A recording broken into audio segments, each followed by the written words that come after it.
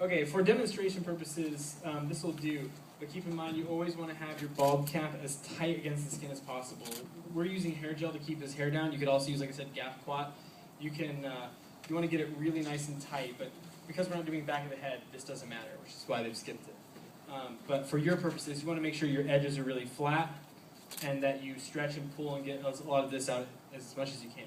You may sit back down. The reason being is just less work you have to do afterwards.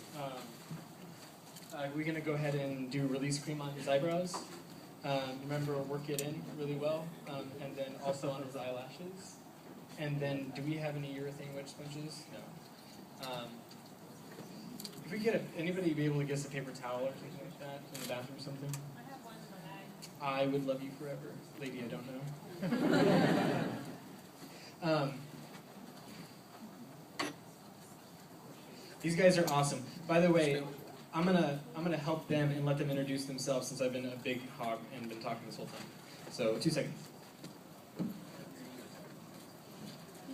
Hi, my name is Tom Cuthbert. I run Mr. Bungle FX. I'm a rank amateur. I just like to make stuff. And what we're doing right now is doing a release because silicone, like alginate doesn't grab as much as silicone does. When you do silicone, if there's little hairs, it's taking it when you pull it off the light cast. When you do alginate, it's not so much. I mean, it's a lot easier to release from the face. And silicone, like you said, grabs so much detail on the face. I mean, every little single pore will be on, in the life cast. And that's me. I'm Tom.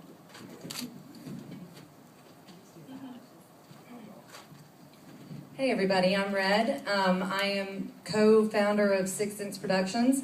We've had the joy of working with Tom, Mr. Bungle Stuff, for the past year and a half. He's very amazing. I've had my fair share of playtime with molding and casting. I will tell you, just talking about things that you need to be aware of, you need to make sure that you are very well hydrated when you do it, because... I didn't know you for 5 minutes ago. The last time I had done a silicone cast on myself, it turned out beautiful, but as they were pulling the silicone off, it was attaching itself to every tiny little vellus hair on my face. And the boys were fine, and they're the ones with all the facial hair, and I'm a girl, and I'm screaming, I'm like, it's on my face, but every tiny hair that it can hold on to, it will. So just making sure that your face isn't dry, your body's well moisturized will help out a ton. So, he looks greasy. Let's switch back and forth. If you haven't noticed, I'm going to talk. It's a curse. So anyways, we're getting the release cream on. You want to do it really, really thin. It's important to do it thin because if you don't, you're going to have a ton of buildup in your silicone, which means you have to clean it out. They say it cleans out with soap and water, but I'm pretty sure this stuff is made of adamantium, and it doesn't come out worth crap. And that means that your plaster cast will have a release on it, which is no good, because then it means you have to clean that off, and it's like molding a piece of plastic that you want to paint that has release cream on it. Like the paint will never stick. But for today it'll be fine. But yeah, we're getting it on nice thick. I don't know if you guys saw.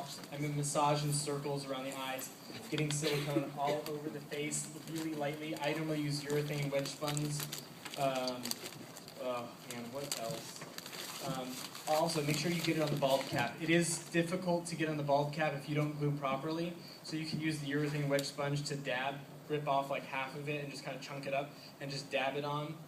Because the silicone really likes to stick to that bald cap, which is fine. It comes off, but why it's an issue normally is because when you do a full head life cast and you pull them out, the bald cap stays with the silicone, which means you're ripping the glue line off. And we want people to be models because, let's be honest, good models are hard to find, and we don't want them going home with burnt faces and missing skin.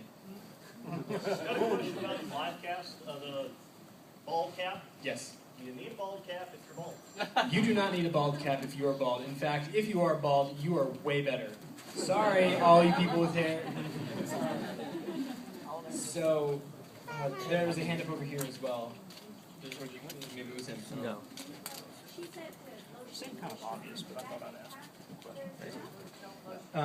Do not. She asked if you should lotion.